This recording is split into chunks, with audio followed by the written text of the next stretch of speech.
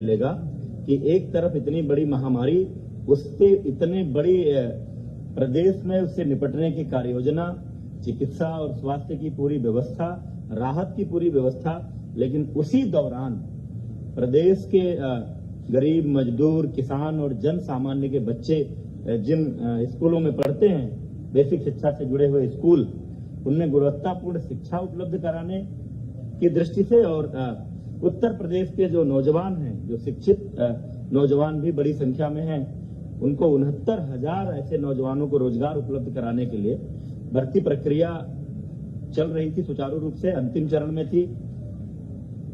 Counselling चल रही थी, 3 से 6 जून तक की काउंसलिंग के बाद नियुक्ति पत्र दिए जाने थे, लेकिन माननीय न्यायालय की लखनऊ खंडपीठ के एक आदेश के कारण वो प्रक्रिया तत्काल प्रभाव से स्थगित हुई। हम डबल बेंच में अपील में गए हैं, जैसा सुनवाई पूरी हो चुकी है, फैसला रिजर्व है, जैसा माननीय न्यायालय का आदेश होगा तदनुरूप कार्रवाई करेंगे। लेकिन इस बीच अनावश्यक राजनीति करते हुए प्रदेश के नौजवानों के संवरते हुए भविष्य से खिलवाड़ करते हुए इस पूरी भर्ती प्रक्रिया को बाधित करने की मंशा से भर्ती ना होने पाए, क्योंकि अपने आप में ऐतिहासिक घटना है, ऐसी परिस्थिति में भर्ती करना, ऐसा करने से योगी सरकार की संपूर्ण देश में एक अलग तरह की छवि बनने वाली है, बन रही है।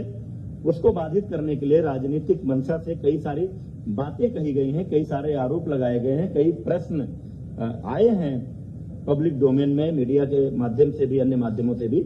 इसलिए हमने ये उचित समझा कि ऐसे प्रश्नों का उत्तर आप सभी के सामने सामूहिक रूप से आना चाहिए। उन्हीं बिंदुओं को लेकर आपके बीच है एक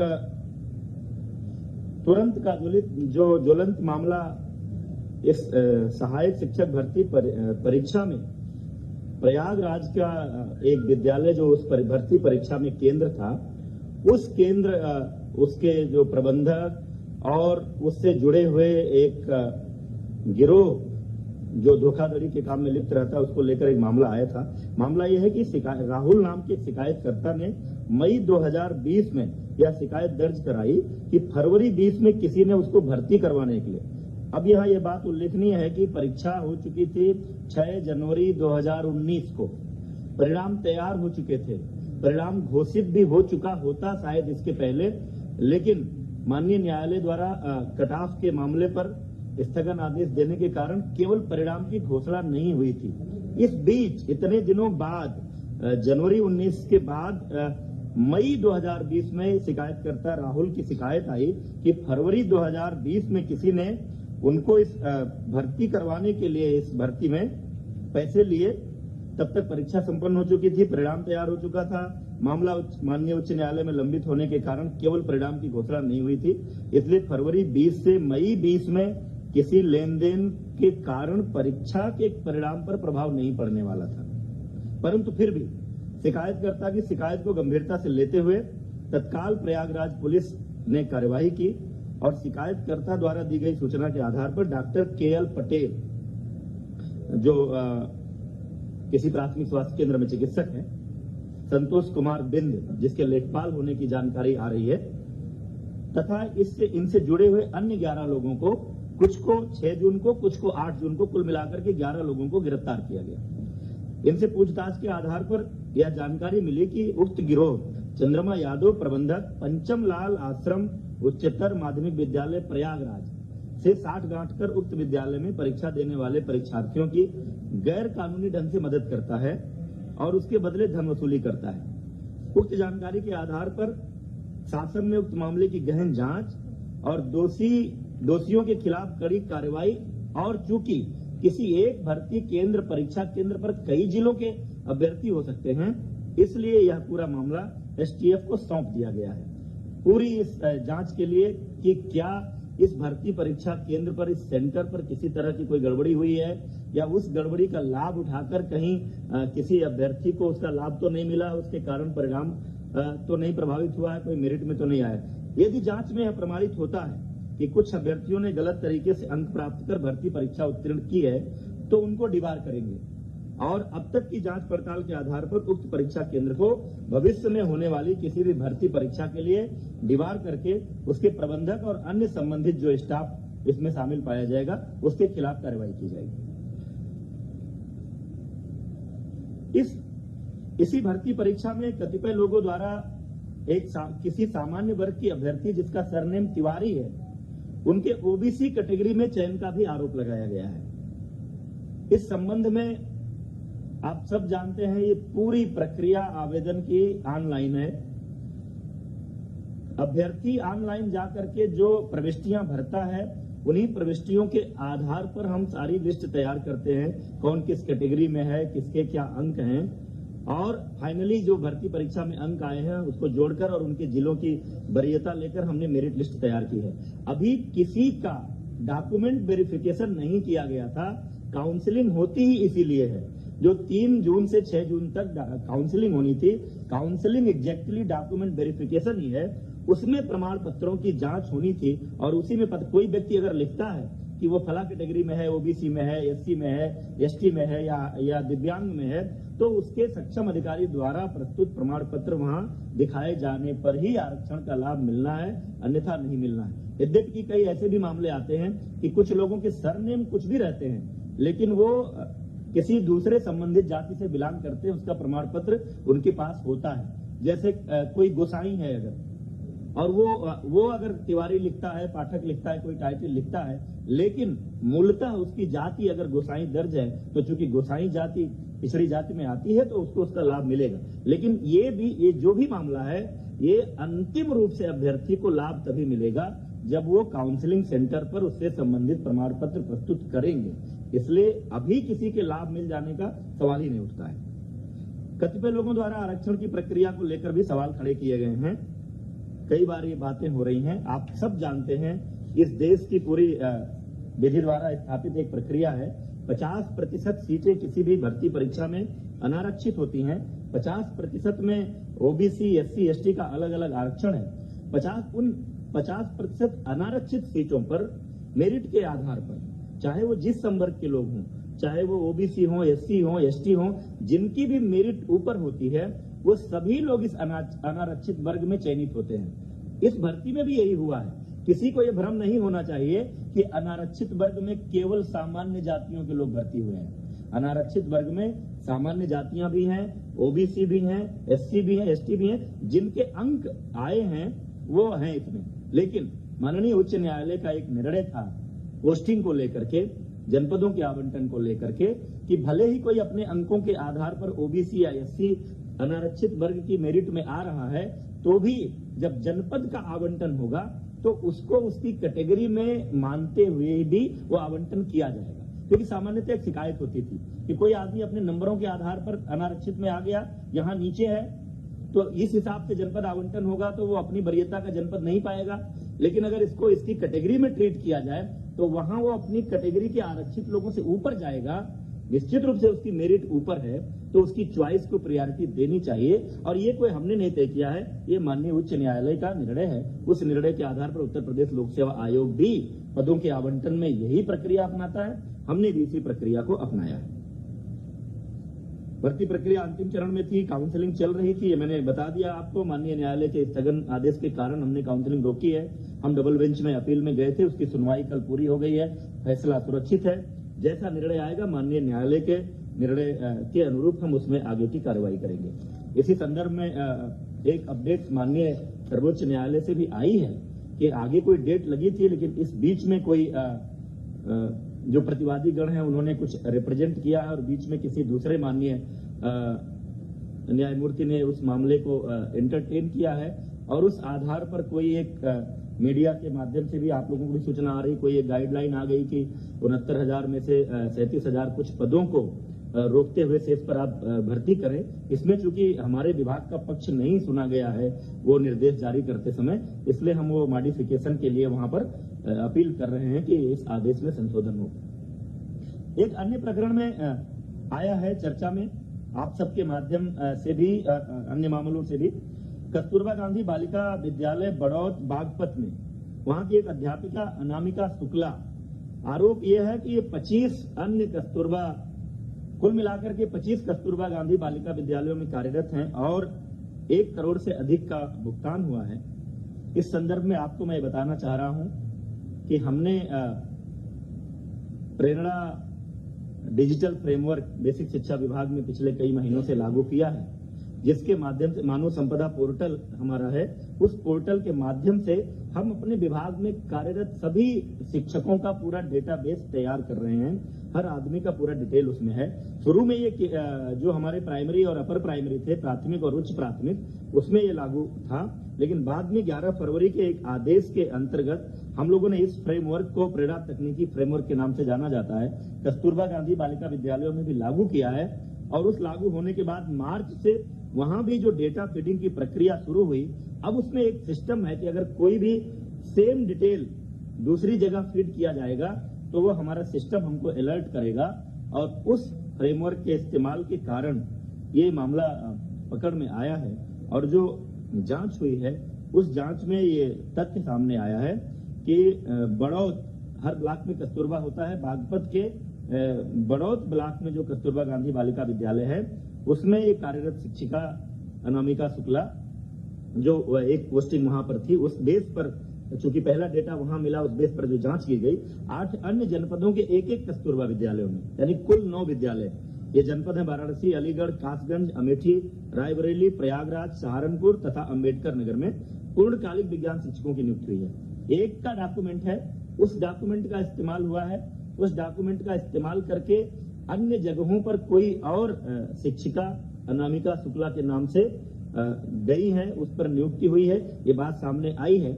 लेकिन कई जगहों पर योगदान नहीं किया, वहां जाकर के ज्वाइन नहीं किया, कई जगहों पर ज्वाइन करने के बाद लगातार अनुपस्थित है।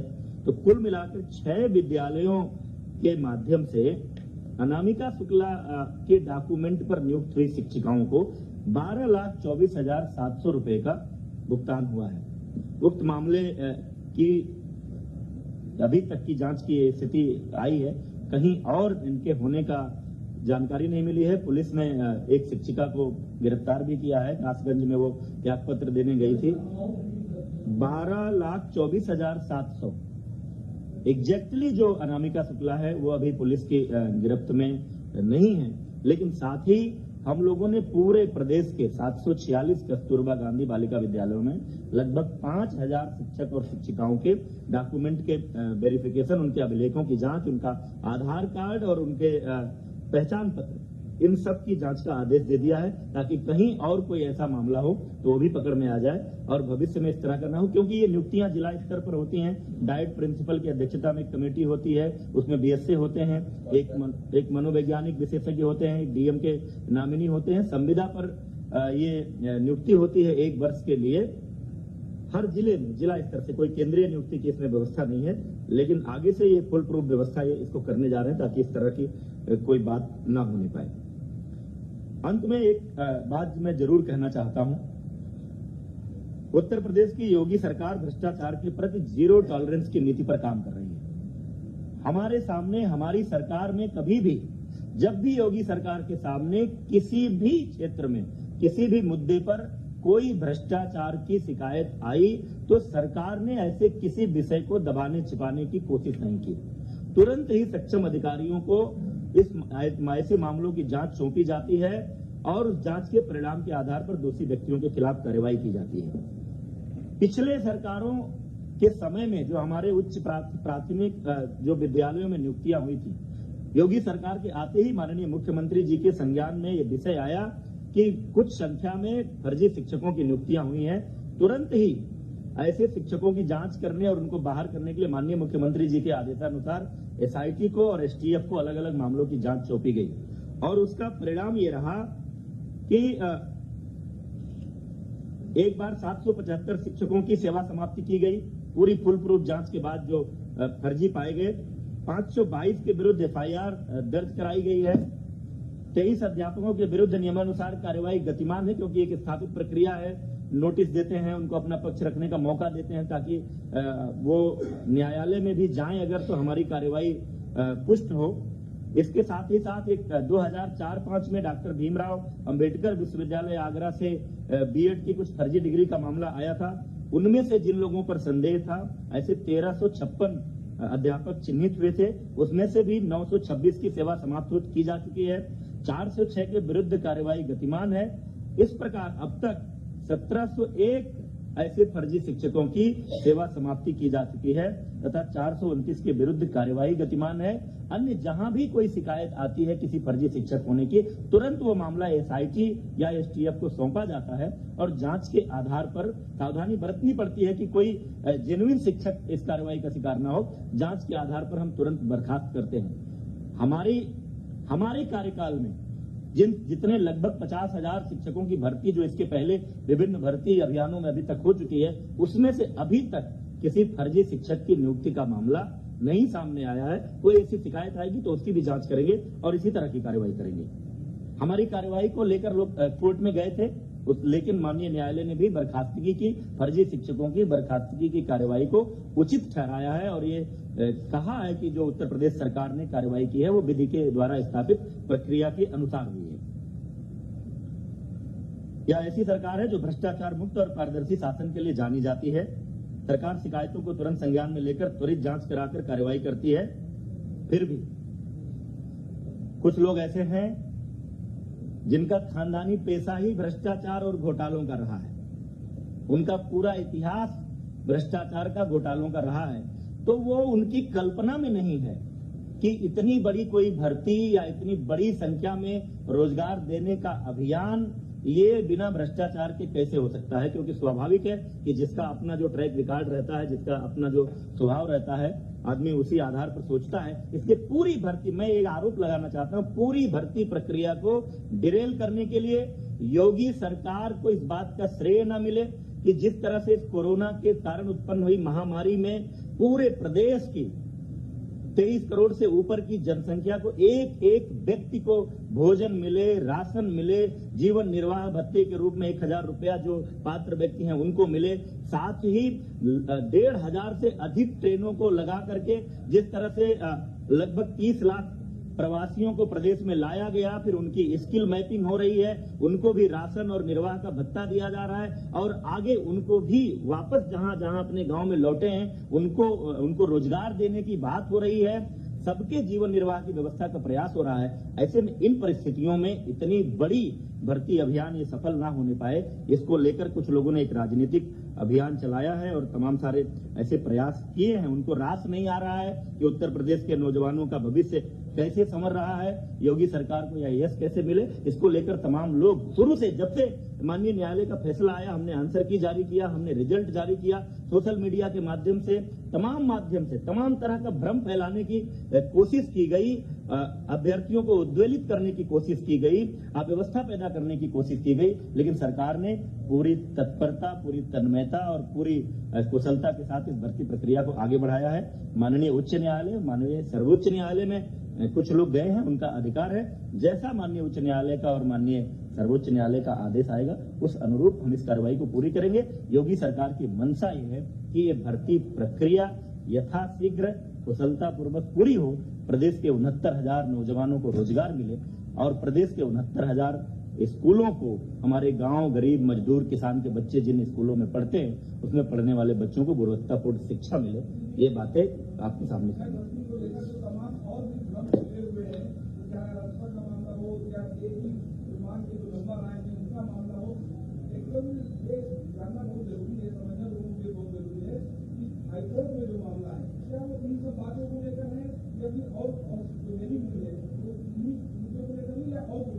नहीं। माननीय उच्च न्यायालय लखनऊ के सामने जो मामला गया था, लखनऊ खंडपीठ के सामने, जिस पर काउंसलिंग स्टे हुआ, वो मामला कुछ प्रश्नों को लेकर गया था कि कुछ अभ्यर्थियों को ये था कि जिन प्रश्नों के उत्तर हमारा जो परीक्षा नियामक प्राधिकरण है उसकी जो विशेषज्ञ समिति ने जो उत्तर तय किए हैं, जिस आधार पर हमारा रिजल्ट बना है, उनको उस पर आपत्ति थी कि इसका उत्तर ये नहीं कुछ और है।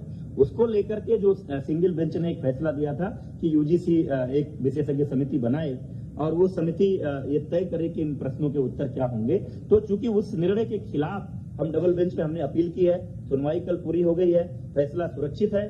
डबल बेंच का जैसा निर्णय आएगा उसके बाद ही हम उस बात पर निर्णय ले पाएंगे। सुप्रीम कोर्ट में जो मामला गया था, माननीय सर्वोच्च न्यायालय में, क्योंकि जब यहाँ न्यायालय ने, सरकार ने जो कट ऑफ तय किया था 97 नंबर अनारक्षित के लिए और 90 नंबर आरक्षित के लिए, और जो मांग चल रही थी जो 45% 40% की, तो माननीय उच्च न्यायालय हमारा स्टैंड का सपोर्ट किया था, हमारे कटाफ को माना था कि गुणवत्तापूर्ण शिक्षकों की नियुक्ति के लिए यह सही निर्णय है। तो जो सर्वोच्च न्यायालय में लोग गए हैं उस कटाफ वाले निर्णय के खिलाफ गए हैं, वो निर्णय माननीय सर्वोच्च न्यायालय से आना। एक एक करके हो जाए। मैं हाँ,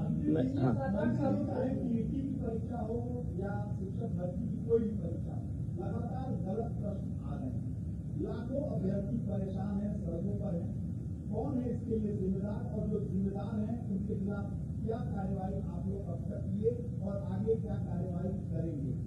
आप कुछ कह रहे थे? इसमें 3 प्रश्नों का जब सभी कैंडिडेट्स को अपॉर्चुनिटी दिया गया था ऑब्जेक्शंस रेज करने के लिए, जब आंसर कीज पब्लिश हुए थे, 3 का एक्सपर्ट कमेटी ने देकर सभी कैंडिडेट्स को बराबर मार्क दे दिया। जहां तक हाईकोर्ट लखनऊ बेंच में प्रश्नों का जो 13 प्रश्नों का किया गया था, इसमें इन 13 प्रश्नों को हम लोगों ने सरकार के पक्ष से हम लोगों ने सही ठहराते हुए इसको किया है। उसी की कल सुनवाई हुई है एंड आरक्षण ये जजमेंट भी सुरक्षित हो गया है। I think we should wait for the judgment. Thank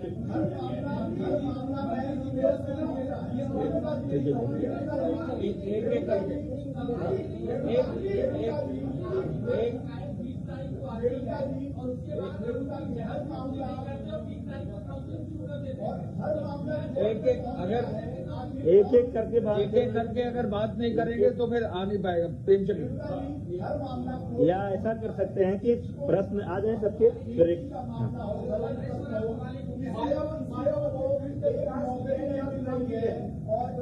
आप बताइए। 25-25 नौकरी कर रही है, करोड़ों रुपये उसे मिल रहा है। ये सिस्टम की खामी है, अधिकारियों की खामी है, सरकार की खामी है, पूर्व सरकार की खामी है, राजनीतिक दलों की खामी है। आखिर कौन है जिम्मेदार? देखिए, आप कस्तूरबा वाले मुद्दे पर आप कह रहे हैं, इसे बता दीजिए। हाँ, जो पहला सवाल उन्होंने उठाया है, जो सवालों 2017 की, 2018 की, 2019 की 68,500 भर्ती, 69,000 भर्ती। हर भर्ती परीक्षा में गलत सवाल पूछे गए। 2 बार हाईकोर्ट से अभ्यर्थियों को राहत मिली और दोबारा रिजल्ट आया 30,000 और कैंडिडेट पास। तो सबसे बड़ा सवाल सुरक्षा नियामक अधिकारी के प्रश्न निर्धारण प्रक्रिया में हर बार गलत सवाल पूछे जाते हैं, मामला कोर्ट में जाता है, भर्ती। दूसरा जो सबसे बड़ा सवाल है शिक्षक भर्ती वाले कस्तूरबा वाला प्रकरण है। फरवरी में शासन के संज्ञान में मामला आ चुका था, FIR कराने में जून हो गए, 4 महीने गए।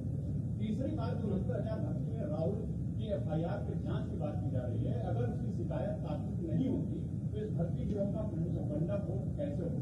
आखिर ये कैसे होता है कि एक पर्टिकुलर सेंटर में अभ्यर्थी को पता चलता है कि उसको वही सेंटर अलाट होगा और उसके बाद 142 नंबर पा के टॉपर होता है, उसको बेच जाता है। एक कर लेने दीजिए, सब सवाल कर लेने दीजिए। अच्छा, हाँ,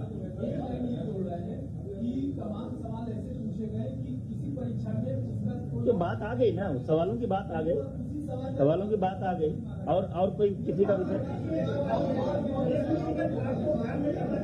एक करके जवाब दे। बहुत टाइम लगेगा उसमें, बहुत टाइम कर लीजिए। काम हुआ और पद को बदलना पड़ा।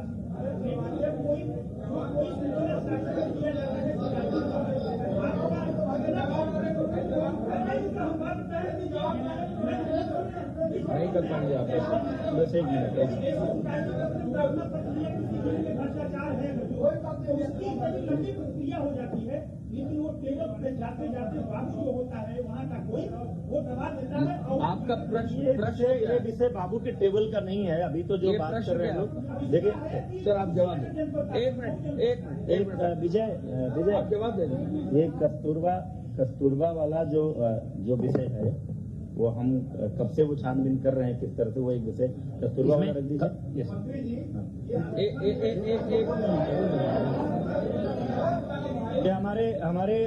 हमारे डीजी स्कूल एजुकेशन है, SPD भी हैं। कस्तूरबा के मामले का आपको इस प्रकरण में, कस्तूरबा गांधी बालिका विद्यालय प्रकरण में जब डेटाबेस बनाया गया, प्रेरणा ऐप में उपस्थित दर्ज कराने की बात आई थी, तो बागपत की जो अनामिका शुक्ला के नाम पे जो कार्यरत थी वो फरार हो गई थी। उनके खाते में जो धनराशि बैंक मैनेजर से संपर्क हुआ तो कहीं और से भी उनकी धनराशि वहां ट्रांसफर होने की बात आई। वहां के डीसी ने हमें रिपोर्ट किया, तुरंत हमने 11 मार्च को आदेश किया, पत्र मीडिया को भी हमने दिया था कि 11 मार्च को हमने आदेश किया एडी बेसिक्स को कि तुरंत इनके अभिलेख मंगा लीजिए। फिर ये 9 उसमें जो डेटाबेस से चेक किया हमने कि 9 जिले में अनामिका शुक्ला का नाम ये संदिग्ध होगा, प्रारंभिक जांच करनी जरूरी होती है ताकि एफआईआर करनी। हमने लेटर में आदेश भी किया कि अगर ये सिद्ध होता है तो एफआईआर करा दी।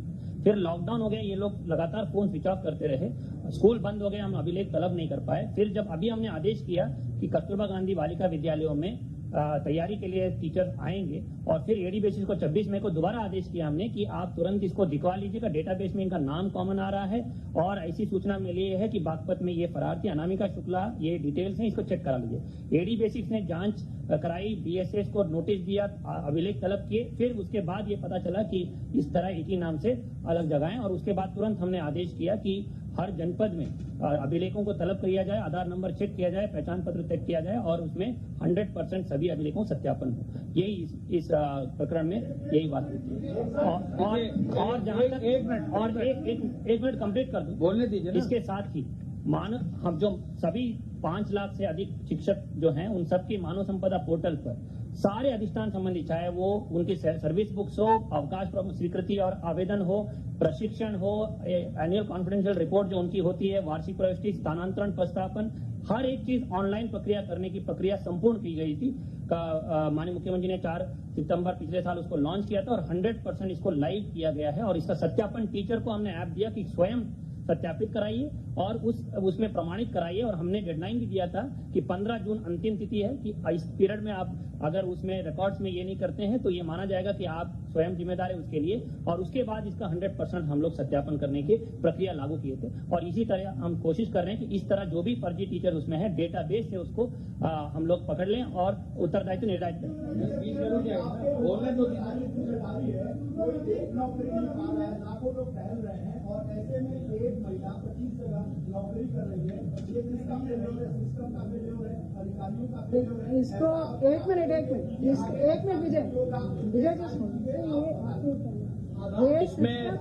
इसमें वीरेश जी जो डीजी बेसिक कह रहे हैं, ये जो नया पोर्टल बनाया है तभी से ये चीजें पकड़ में आने लगी हैं। अगर लॉकडाउन नहीं होता तो 15 जून तक आ गया होता। आपको खुद माननीय मुख्यमंत्री जी ने आपको बताया कि अब तक जो है 1701 फर्जी शिक्षक पकड़े गए। ये आज से नहीं, कई समय से हैं और सरकार कटिबद्ध है, शिक्षा विभाग कटिबद्ध है, हर हालत में इसको कर देंगे। लॉकडाउन नहीं होता तो 15 जून तक ये लाइव हो गया होता। चूंकि ये सब प्रक्रिया शुरू हो गई है तो ये कार्रवाई की जा रही है। इस मामले में एक चूक ये थी कि मार्च में जब कार्रवाई होनी थी तब हो गई होती। आपका पॉइंट वैलिड है, लेकिन लॉकडाउन आ गया था और ये जिले स्तर पर कॉन्ट्रैक्ट मार्च टीचर है, इनको कोई नौकरी नहीं दी जाती है, केवल मात्र जिले स्तर पर कॉन्ट्रैक्ट दिया जाता है। जिले स्तर पर अब सूचना जब इकट्ठा होना शुरू हुई है तो ये जानकारी मिली है, 6 जगहों पर मिला है, कार्रवाई की जाएगी। जो भी होगा दोषी बचेगा नहीं। एसटीएफ को दे दिया गया है, हर व्यक्ति इसमें जो भी गड़बड़ होगा पकड़ा जाएगा। सर आप राहुल के सर नहीं कौन सी जांच चल रही है? नहीं ऐसे नहीं होता है। ऐसे नहीं होता है कि इतनी बड़ी, आप मेरी बात सुनिए, मैं आपकी बात का जवाब दे रहा हूं, आप उत्तेजित क्यों हो रहे हैं? देखिए, ऐसा दुनिया में किसी भर्ती परीक्षा में नहीं होता है कि कोई भर्ती की प्रक्रिया चल रही हो, काउंसलिंग का डेट हो और एक कोई शिकायत पड़ जाए कि साहब हमसे किसी ने पैसा ले लिया था, हमारी भर्ती नहीं हुई, तुरंत हम पूरी भर्ती प्रक्रिया रोक दें। ऐसा कहीं नहीं होता। कोई एक भी उदाहरण हो तो मुझे दे दीजिए। ये पहले से 8 मई को हमने नोटिफिकेशन जारी कर दिया था। जितनी तत्परता से माननीय न्यायालय का फैसला आया, लॉकडाउन चल रहा था, उसके बावजूद हमने आंतर की जारी किया, रिजल्ट जारी किया, मेरिट लिस्ट जारी की और 8 मई को पूरा शेड्यूल नोटिफाई कर दिया था कि फला तारीख को आवेदन करेंगे लोग और फला तारीख को काउंसलिंग होगी, उसके बाद नियुक्ति पत्र देंगे। ये सब चीजें चल रही थी। माननीय न्यायालय ने अगर स्थगन आदेश नहीं दिया होता तो हम अपनी नियुक्ति प्रक्रिया पूरी करते। इस बीच एक शिकायत आई, मैं जो बात बार बार आपसे कह रहा हूं, इस बीच एक शिकायत आई, नहीं आप सुनिए ना भाई, केवल जवाब